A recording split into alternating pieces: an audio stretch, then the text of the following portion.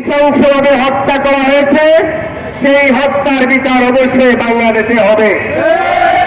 আমরা হিন্দু ভাইদেরকে বলতে চাই, আপনাদের যখন দুর্গাপূজার আয়োজন চলছিল তখন এই ছাত্র জনতা আপনাদের প্রত্যেকটা মন্দিরের নিরাপত্তা নিশ্চিত করেছিলাম।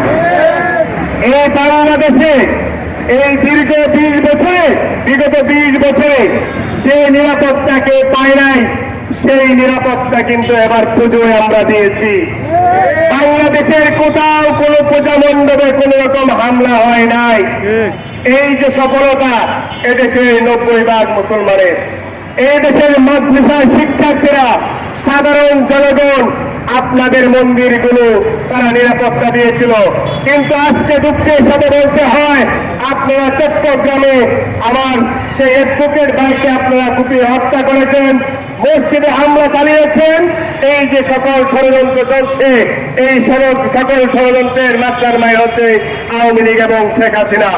যে চিন্ময়কে গ্রেপ্তার করা হয়েছে, ইসকনের সে হচ্ছে সমন্বয়ক, সেই চিন্ময় কিন্তু 2021 সালে সে বক্তব্যে বলেছিল শেখ হাসিনার নেতৃত্বে এই বাংলাদেশে এই ইসকন প্রতিষ্ঠা লাভ করছে এবং এই ইসকনের নেতৃত্বে শেখ হাসিনার ক্ষমতাকে টিকিয়ে রাখার জন্য যা যা করা প্রয়োজন সবকিছুই সে ইসকন করবে।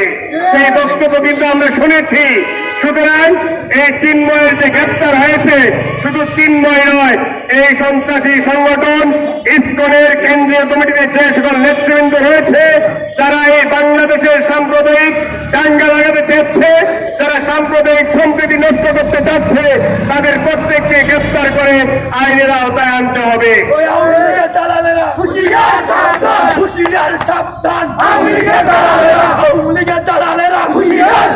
এই যে এই ইসকনের দেশে কিন্তু আওয়ামী লীগ ফিরে আসার চেষ্টা করছে।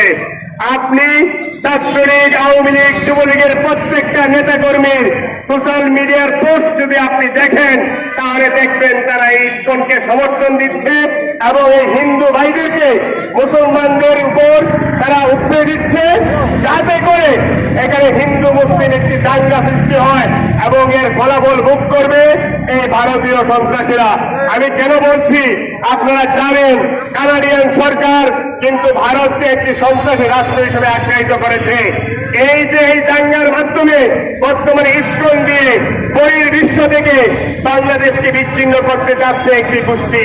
কারণ তারা বোঝাতে চাচ্ছে যে বাংলাদেশে শেখ হাসিনার পতনের পর জঙ্গিবাদের উত্থান ঘটেছে, মৌলবাদের উত্থান ঘটেছে, এটি তারা বোঝাতে চায়।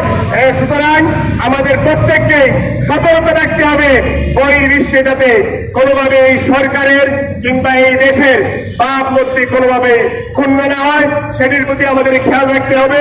এবং আজকের এই ছাত্র জনতার বিক্ষোভ মিছিল থেকে আমরা বলতে চাই, হিন্দু মুসলিম আমরা প্রত্যেকে ভাই ভাই, আমরা প্রত্যেকে এদেশের নাগরিক, আমরা প্রত্যেকে আমাদের সহাবস্থান চাই। তাই কোন রকম সন্ত্রাসী সংগঠনের ষড়যন্ত্রের ফাঁদে কেউ পা দিবেন না, এই বলে আমি আমার বক্তব্য শেষ করছি। ধন্যবাদ সবাইকে।